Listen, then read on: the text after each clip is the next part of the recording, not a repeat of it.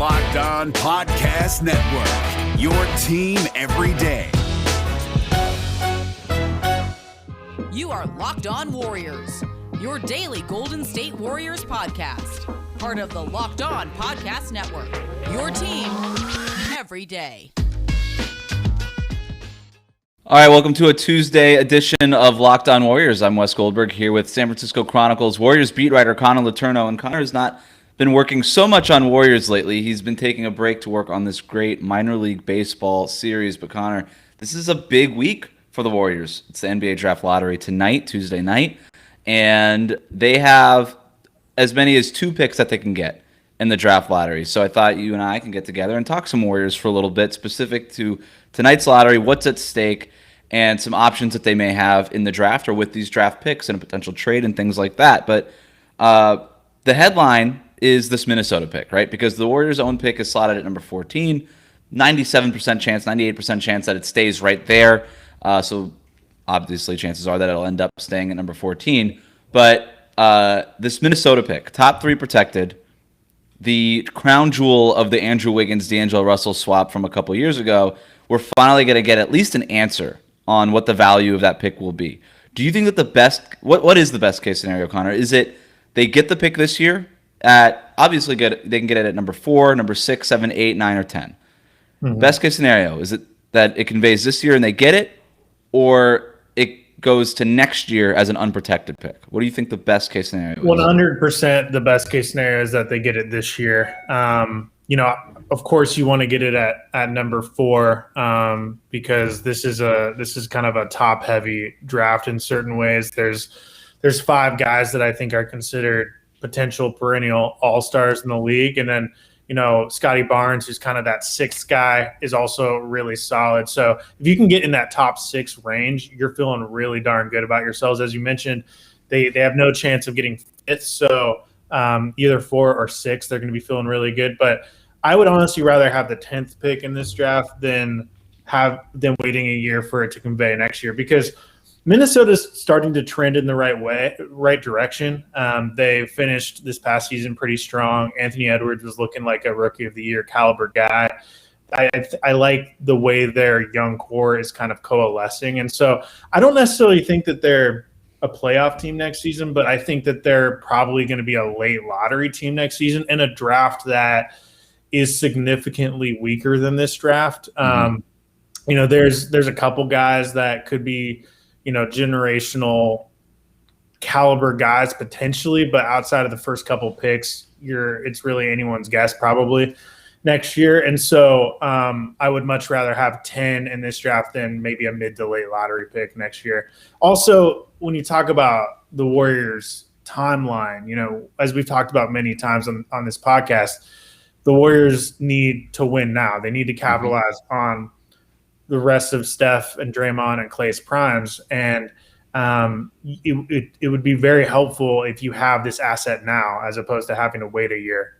Because, I don't think it's likely that the Warriors would keep both picks if they get their own pick and Minnesota's pick. I think that they would try to package it for a trade, maybe even move up.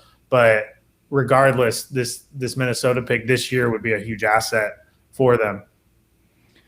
Yeah, I think obviously you'd want it at number 4 or even at number 6 or 7. I think you would prefer to have that right now than to have that convey. I don't know if I'm all the way with you as in terms of I'd rather have 10. I don't know what the difference between the number 10 and the number 14 pick in this draft is. I really don't think that there's much of a difference. So if you can even get one of those guys, I'm okay with that, and then have that pick conveyed to next year. I don't really care what Minnesota is going to be next year.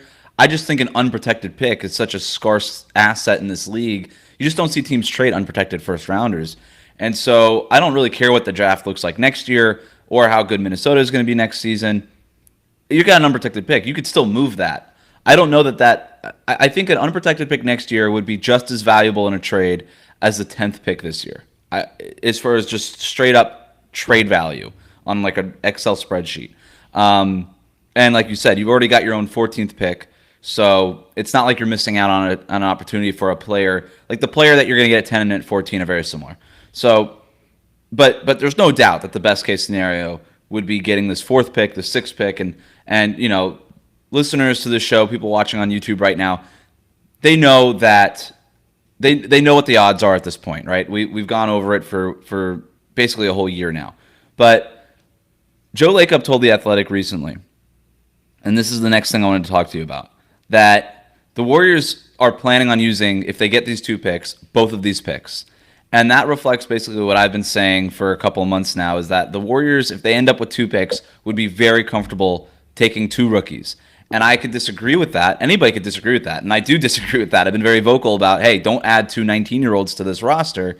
But the Warriors are prepared to do that, right? And so what Joe Lacob told The Athletic, I thought is important, because do we think that is the right approach? And moreover, Connor, what do you think about that approach? The fact that this is a team that has 13 guys under contract, 12 for next year, 12 if you don't count Alan Smailagic.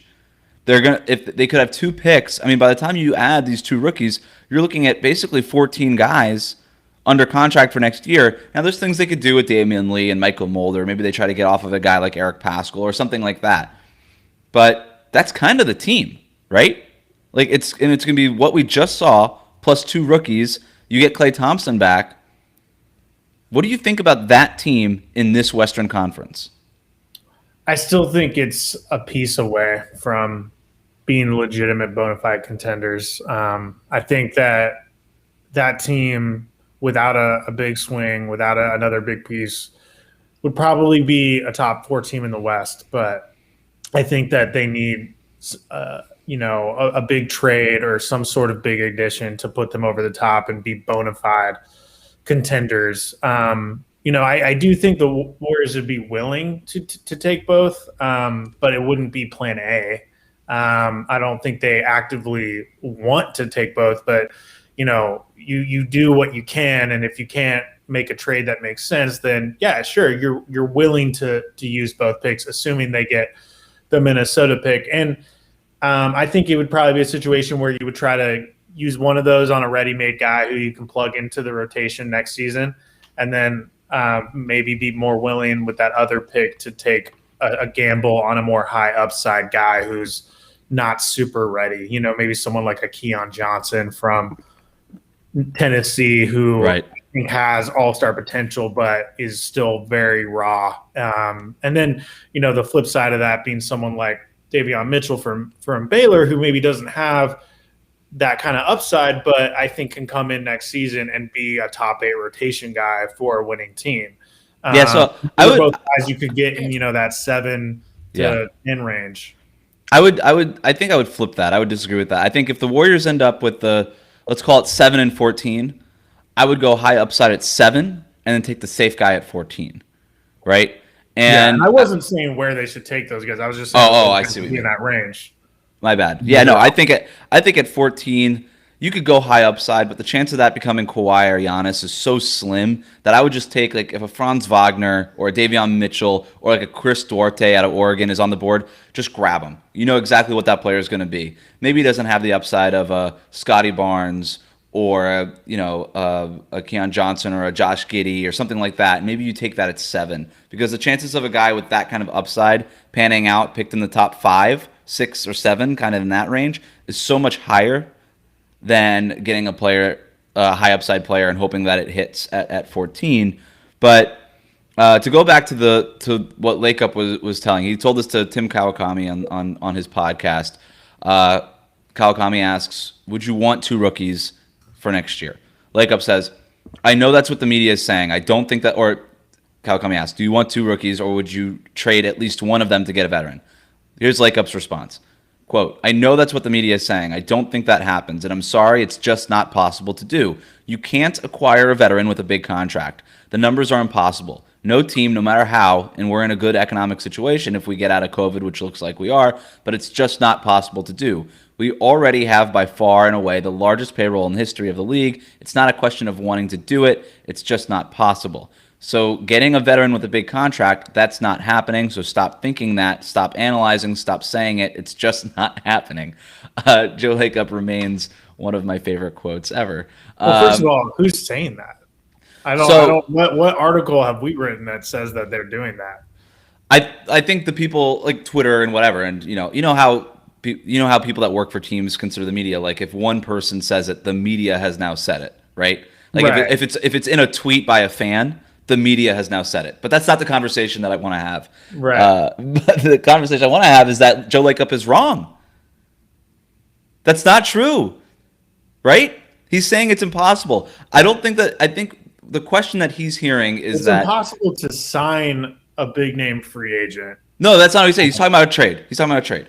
And I know. what the way he's thinking about it is, no, you're not going to trade. Let's call it the fourth pick. Miraculously, the Warriors end up with the fourth pick. Let's call it the first pick. Who cares? You can't just trade that pick for a veteran. We know that, Joe Lacob. We understand that. You can't trade a pick for a $30 million a year player. We understand that. You can attach the pick to Andrew Wiggins' contract and then get that player. And not. Don't you just love how Joe Lacob talks? I love it. Everyone who disagrees with Joe Lacob is a complete idiot. Is just the stupidest person in the world. Right. But in this situation, he's wrong. And I don't know what he is trying. Yeah. And I'm trying to think of the motivation behind this. Is it a smokescreen? Is it him just saying, I disagree with the media and that's my stance in general and here's why? Here's where I'm at.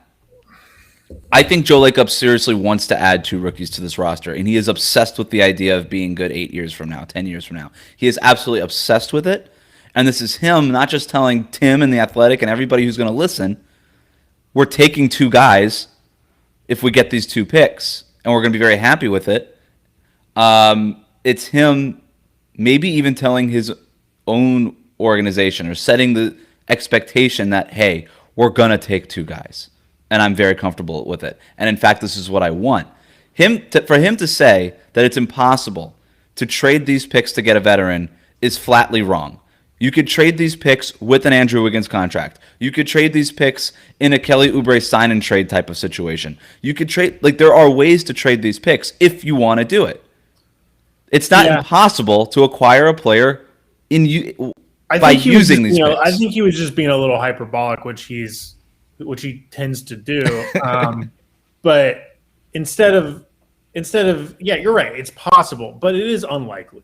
And I think it's more unlikely than a lot of fans want to believe. The sign and trade thing with Oubre is really hard to do. It's not going to happen because so many things have to happen for that to happen. There's just no way all those dominoes fall perfectly for that to happen. I would not hold on to that dream. It's a nice thing to talk about. Greater percentage chance that the Warriors are able to facilitate a sign and trade involving Kelly Oubre, or that their own pick ends up at number 1, which is a 2.6% chance. I mean, I think it's about the same. Right? They have a 0.5% chance of their own pick landing at number 1. I'm sorry, top 4 as well. Yeah. 2.4% chance of it ending up at the top 4. Probably around the same percentage chance. I agree. And so it's very small. And the thing is to get like an all-star caliber guy, a lot of things have to happen with that as well. First of all, one has to become available, and there are no indications that that's going to happen. And even if one becomes available, if we're talking like a Paul George or Bradley Beal or even a Domantas Sabonis or something, like the entire league is going to be trying to get that guy.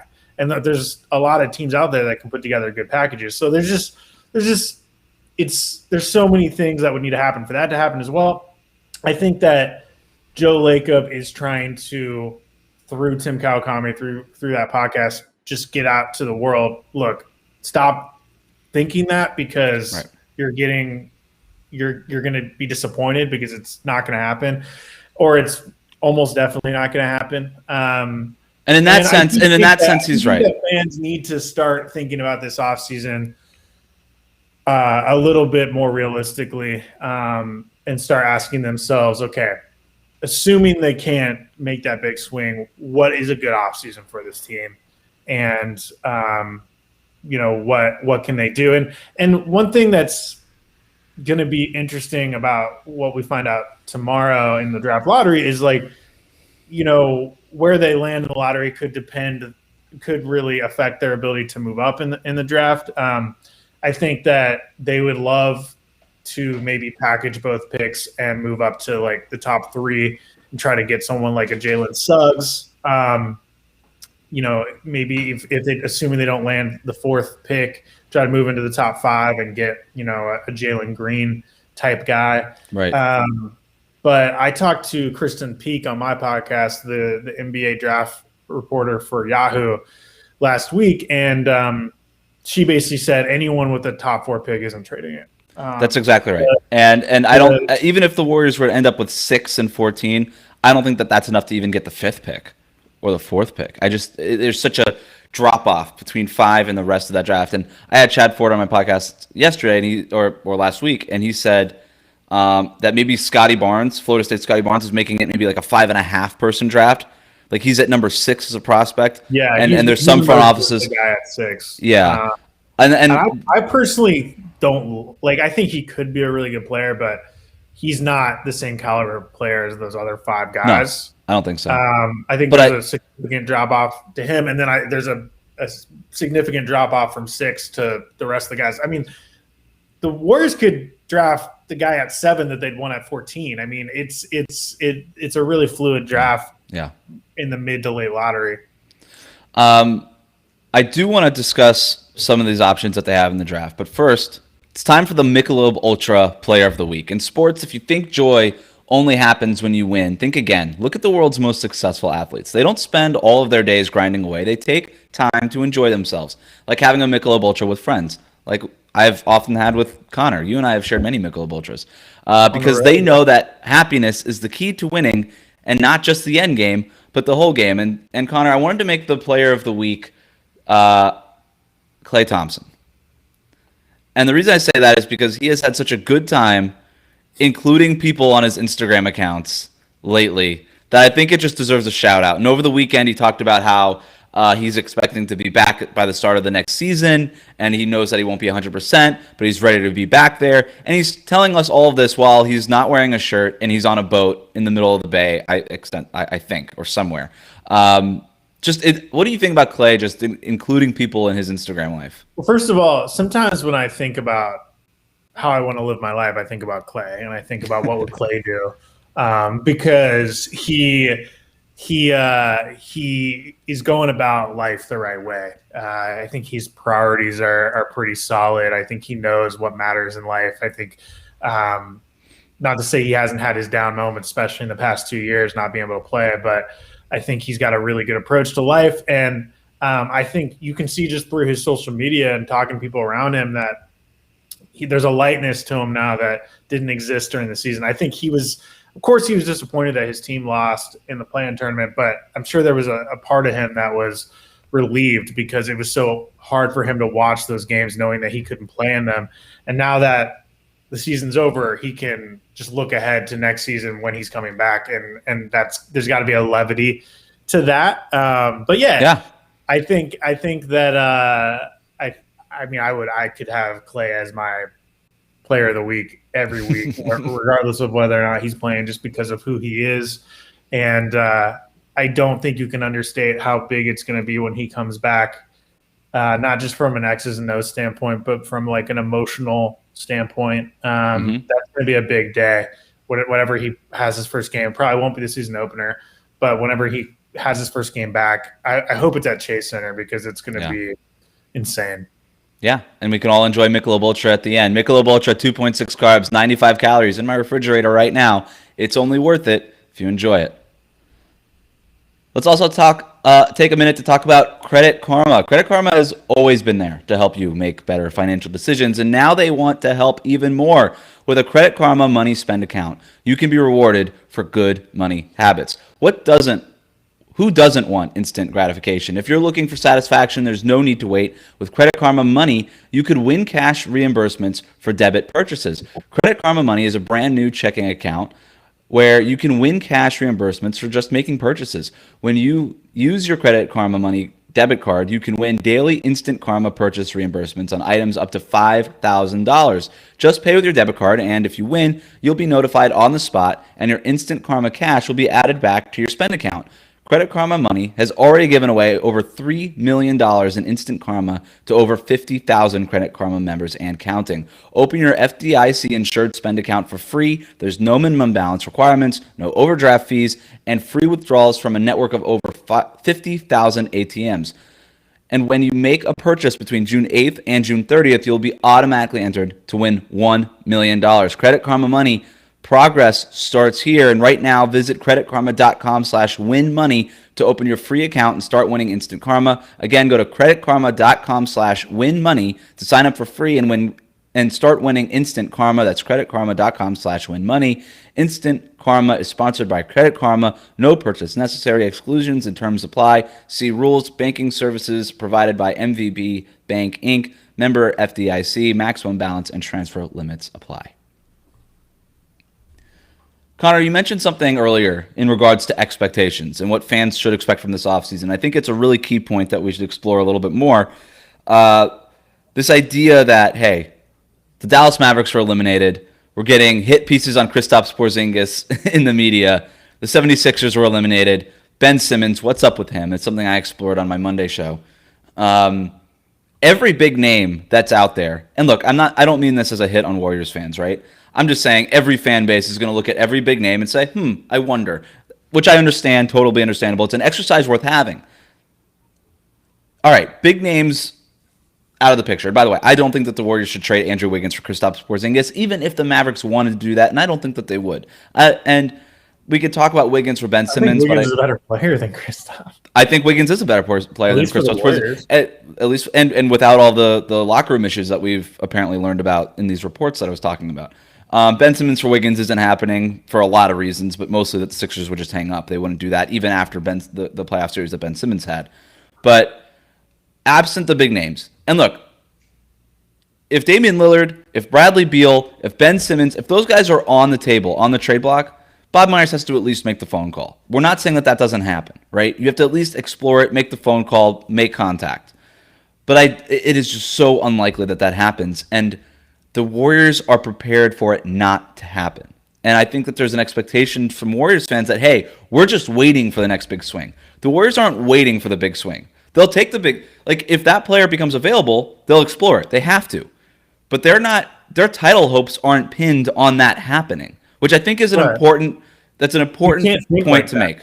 Right, and they're not. As a front office, your job is to put yourself in a position to be opportunistic, which I think the Warriors are doing. They've stockpiled assets. They're in a position where they can offer a compelling package should that happen. But like we said earlier, a guy needs to become available, and there's no guarantees that's going to happen. So you can't be thinking, and that player would want to play for the Warriors. Yeah, right. It's like akin to you really wanting, your dream job, but your dream job, isn't available. There's no opening. The guy who currently has that job is still in it, and there's no signs that he's leaving. You can't plan your life around getting that dream job. You have to plan your life around, going about your day to day, and if that dream job becomes available, then you apply. But it's the same thing. The Warriors planned in 2016 to have the cap space needed to chase Kevin Durant or another max level free agent, right? But that was before Steph Curry's big contract extension, before Klay's big contract, before Draymond's big contract. It was before all of that. It was when you had the flexibility to do that. The Warriors, in making that D'Angelo Russell for Andrew Wiggins trade, added a draft pick because in part they wanted the flexibility, right? But you're paying your core. You are very much committed to the Steph, Klay, Draymond core. With those three guys alone, not to mention the Andrew Wiggins contract and everything else that you have on the books, you're basically a capped out team. There is not an opportunity to do the Kevin Durant chase anymore, or the cap space chase anymore. You could still plan, like you said, for other things that you could do, like some flexibility here and there, but everything should be geared towards, this is our core, and we got to supplement them. So I do think that the Warriors are prepared to say, hey, let's use these draft picks the best we can, and let's just basically say, hey, Steph's our MVP. Draymond is still an all-star caliber player. We hope that Klay Thompson can return to being an all-star caliber player. That might be the biggest swing factor in all of this. Forget what they do with these draft picks, Connor, right? I mean, if Klay doesn't come back and be Klay, or at least 80-90% of what he was, then forget it. I don't care what you do. There's just, you got Klay Thompson for $30 million on the books, and if he's not close to what he was, that's really hard to bounce back from, just that financial implication. But I do think what we saw from Kevin Durant in these playoffs bodes well for what Klay Thompson can do, if that's really where the science is going on this thing. I guess we'll find out. But I do think there's a step after that where, okay, we're prepared to use these picks. I would just, my biggest fear for if I'm a Warriors fan, my biggest fear would not be, hey, can we get the big fish? Can we get the big name? It's, are we really going to add 2 more 19-year-olds to this roster? Is Joe Lacob that serious about it? And by the way, and the only reason I bring that up is because every time Joe Lacob has spoken in public, he has seemed very serious about it. And everybody that I talk to in the Warriors organization is saying that they're very comfortable taking 2 rookies. Now, again, I don't know if that's posturing, smoke screening, whatever we want to call it, Connor. What kind of sense are you getting from them? Because I don't know that that's the right move, but I think it's the move that they're leaning towards. It might be their only option. No, that's fair. That's fair. But I would at least explore doing something with them. They need to be okay with it because they might not have a choice. I mean, there's a difference, Connor. There's a difference between there's a difference between being okay and only have 1 pick in this draft and it be 14. I'm not saying that. There's a difference between being okay with it and making it Plan A. Do you think it's not Plan A? It's not Plan A. I know for a fact it's not Plan A. Plan A is what then? Plan A is getting the superstar, but we might. Plan A is getting a superstar. Okay. Plan B is trying to trade up. Okay, and that's not happening. Yeah, Plan C is keeping both picks. So Plan D should be keeping both picks. Plan C should be moving these picks for even somebody who might not be worth the pick, but can help right away. That's my argument. That's all I'm saying. We should layer in another plan in there. And we shouldn't just be this team should not be so eager and ready. Because there's no reason. There's no reason to add 2 19-year-olds to this. I just don't think there's a ton of a huge market value for like 7 to 14 in this draft. Could you get a helpful rotation player? Yeah, but I mean, you'd have to give up salary to do that. You'd have to give up probably a helpful rotation piece. And if you look at the Warriors' payroll right now, like there's just not a lot of guys to package in a trade like that. I mean, they're super top-heavy payroll-wise. Like their core guys all make a ton of money. Then everyone else is actually a pretty decent contract. I mean, maybe to do a deal like that, you need to give up like a Kevon Looney or something, because Kevon is the only contract that's like in that middle range, and Kevon is a really hopeful player who's probably your starting center next season. So that's the only way around it is to take the player and then trade the player, and then sign the player and then trade the player, right? So you agree to the deal, and you're basically picking for another team. That's the only way to do it. And you're right, you're not getting a $20 million player that way. But you can maybe take both players and trade. Like I wouldn't even trade both players for one player. That to me isn't worth it. But can you sign if you get somebody at 6 or 7? Now I don't know what the cap slots are this year, but could you trade a $5 or $6 million contract or a $7 million contract or whatever it ends up being for a player who makes that kind of money? Or maybe you take let's take that and then Smailagić's contract and Pascal's contract and Damian Lee's contract, and you build it all up, and now we have something like a $9 or $10 million player that we could get, and then that team could just waive those non-guaranteed deals and then get the rookie that they want. That would be the only option. I'm not saying that they could just easily do it. Like if it's Plan C, it's not something that they can execute just by having it as Plan C. I'm just saying it ought to be a plan. Just as we're saying that Plan A isn't realistic and Plan B isn't realistic, however realistic Plan C is, it should at least be Plan C. And then at that point, you get to Plan D, which is, hey, let's just take the 2 rookies, right? And I just don't even think that they're thinking about Plan C the way I'm talking about it. I think they're saying, okay, are we getting Damian Lillard? No. Can we trade 7 and 14 for number 3? No? All right, cool. Let's just take these 2 picks. Ultimately, that might be where they end up anyway. I just think there's a step in between that, is all I'm saying. Yeah. I think, bottom line is, if they get both picks, there's a good chance they will probably end up having to keep both. And the name of the game is always talent, stockpiling talent. And look, yes, you don't want to get younger, but I think you can get players in this range who can be helpful. And the Warriors really need to round out their rotation. There's only like 7 guys that I would feel comfortable playing meaningful minutes in the playoffs. And yes, I know a rookie's probably going to make more mistakes than a veteran guy, but I think talent can kind of overshadow some mistakes. And there's some guys. We talked about Davion Mitchell. I think he would be a plug and play guy. Corey Kispert from Gonzaga is an elite shooter. I think could be very helpful right away. I like Moses Moody. When I talked to Kristen Peak last week, she was very high on Jonathan Kuminga, who is probably a top 5 guy. She feels strongly that if they get the 4th pick, they should take Kuminga. I disagree. I don't like Kuminga as much as Jalen Green. It has nothing to do with Kuminga.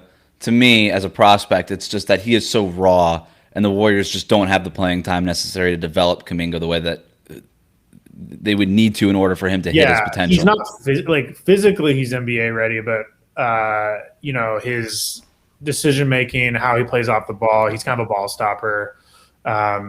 His shooting efficiency is not great. I wouldn't have him in my top. If I'm the Warriors, my 5, it's a consensus 5 draft. We know the 5, right? If I'm the Warriors, my 5 doesn't have Kuminga. My 5 has Scotty Barnes, and that would be it. That would be my top 5. And then from there would be my drop off. I think Kuminga has even higher upside than Barnes. But no, I do. But I think Barnes is more ready to play right now and is a better fit than Kuminga. I just don't think the Warriors could get the most out of Kuminga. I think Kuminga could very well be a really awesome NBA player. That's not what I'm saying. I just don't think the Warriors can make him into that awesome NBA player. I don't think the Warriors can do it. They don't have the playing time, and they don't have the type of system that he needs. That's all I'm saying. And there is that's fine. There's a track record now with Florida State guys. Leonard Hamilton, he's a former NBA coach, is really good at preparing guys for the NBA, and guys who didn't even do a lot at Florida State numbers wise come into the NBA and are helpful players. And I hate that, by the way, as a former Miami Hurricanes fan and UCF grad. I hate that I like all of these Florida State guys. It started with Jonathan Isaac, and I just hate it. I just hate that Florida I like all these guys. State has become like my favorite college program. Stop saying that. No, how they go about it. Why did I even invite you on the show? Let's take a quick break to talk about. They were in the ACC against Florida State. I went and covered games at Florida State. I never thought I would be saying this, but go Turtles. They have a well-run program. BetOnline is the fastest and easiest way to bet on all of your sports action. The NBA playoffs are on. And even though the Warriors aren't a part of it, you can be. Take a look at the spreads, money lines, over-unders, and more at BetOnline. BetOnline even covers awards, TV shows, and reality TV. Real-time updated odds and props on almost anything you can imagine. BetOnline has you covered for all the news, scores, and odds. It's the best way to place your bets, and it's free to sign up. Head to the website or use your mobile device to sign up today and receive your 50% welcome bonus on your first deposit when you use the promo code LOCKEDON. I think you get the Hawks right now at 11-1. I mean, if you're a believer in the Hawks winning the championship, 11-1 odds, that's pretty good. BetOnline, your online sportsbook experts. Let's also take a moment to talk about Rock Auto. With the ever-increasing number of vehicle makes and models, it can be impossible to stock all the parts you need for your car at a traditional store. So do it easily online at rockauto.com. RockAuto.com is a family business serving auto parts to customers online for 20 years. Go to rockauto.com to shop for auto and body parts from hundreds of manufacturers. They have everything you need, from engine control modules and brake parts to tail lamps to motor oil and even new carpet. Whether it's for your classic or daily driver, get everything you need in a few easy clicks delivered directly to your door. The rockauto.com catalog is remarkably easy to navigate. Quickly see all of the parts available for your vehicle and choose the brand, specifications, and prices you prefer. Best of all, prices at rockauto.com are always reliably low, and they're the same for professionals and do-it-yourselfers. Why would you spend up to twice as much for the same parts? Go to rockauto.com right now and see all the parts available for your car or truck. Then write Locked On in their How Did You Hear About Us box so they know we sent you. Amazing selection, reliably low prices, all the parts your car will ever need. rockauto.com. All right, Connor, I'm done talking about the draft with you because you talked about how much you like Florida State, and that's just not going to fly on here. So we're done with that conversation. One of the things I wanted to ask you about, and we have this conversation every offseason, It's one of the favorite questions you like to ask me, so I'm going to turn it around and ask you. Now that we're in off-season mode, and I know you're still working on this minor league baseball series, hard at work, but it would surprise me if you didn't find time to find some new things to explore in your personal life, on TV, food-wise. What is it that you're enjoying right now? What's a new thing that you found yourself enjoying now that the season is over?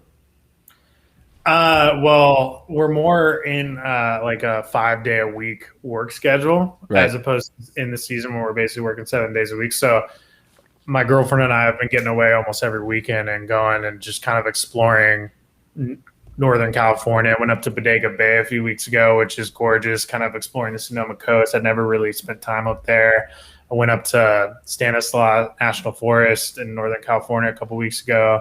So that's really been a nice perk of the off season for me, is just kind of getting out and doing. I haven't done like any huge trips yet, but doing just kind of those shorter trips, and then like this weekend I'm flying out to Austin, Texas for my best friend's 30th, and just to like be able to do those things, because in season, hey, sorry, bro, I know you're turning 30, but hope you have a good time, because we can't really in a normal season, like we can't just like not go on a road trip, because there's not really a replacement for us. So it's not, and you couldn't take any trips now. So now that you get to get on a flight and go to Austin, that's new for a lot of reasons. Exactly.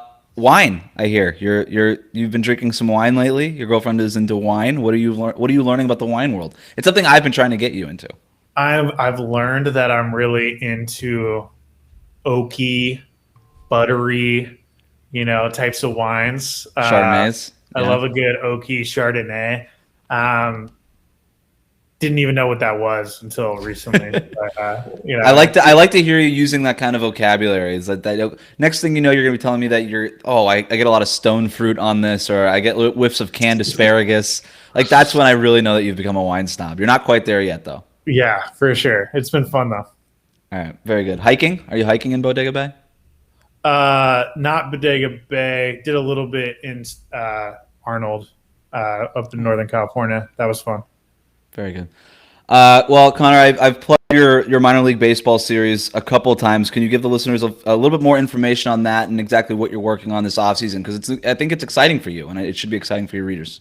Yeah. So I put out a tweet a few weeks ago, but I'm kind of expanding my scope in the off season, where I'm doing a lot of bigger picture, bigger pieces on non-Warriors topics, a wide range of sports topics throughout the Bay Area. So if you've noticed that I haven't been writing as much lately, or at least posting as much lately, I've still been working. I've just been working on some pretty intensive pieces that are coming out in shortly. So like, as you said, I do have a big minor league baseball series, a big 3-part series. Part 1 should actually be dropping tomorrow. Front page of the paper, check it out. And it's basically getting into the plights facing minor league teams, both from the front office all the way down to the players, high level prospects, lower level prospects. There's been a lot of changes to minor league with the restructuring with MLB and all the challenges that they've had to navigate with not having a season last season, and the coronavirus and all these things. And so I've been digging into that deeply with using the San Jose Giants, the low A affiliate of San Francisco, as kind of my lens to get into all that. So that's been really fun. And Wes, like, I love writing about like fringe guys. So I got to do a huge piece on like a low level single A baseball player, and like I'm loving it. So. The best minor league baseball logo is what? On the pipeline, I got something on the Oakland Roots, the interesting minor league soccer team in Oakland. I got some other things in the works. So yeah, it's been really fun, and it keeps me engaged. Because as much as I love writing and talking about the Warriors, like, we do it all year, so it's kind of nice to just step back every once in a while and put my fingers in some other places. Best minor league baseball logo is what? And then we'll get you out of here.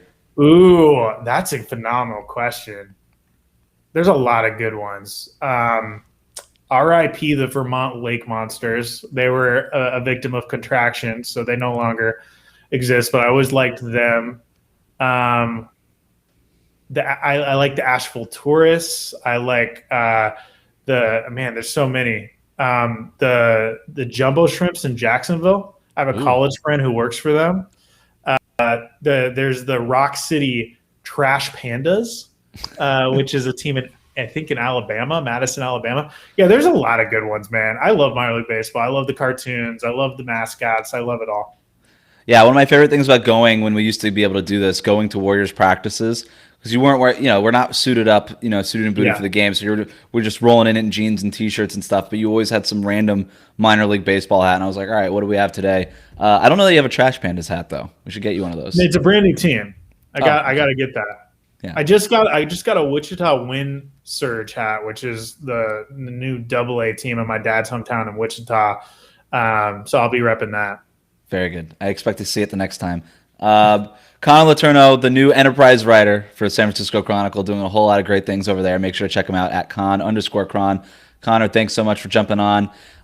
Thanks to everybody who tuned in today on YouTube. Remember, brand new YouTube channel. Rate, review, subscribe, like it.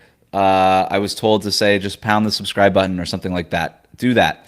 Remember to also follow new episodes of Locked On Warriors wherever you listen to podcasts. Rate, review, say nice things about the show. You can reach me on Twitter at WC Goldberg or email me at wgoldberg@bayareanewsgroup.com. Enjoy your day. Thanks for listening. Connor, thanks again, man. Thanks, man.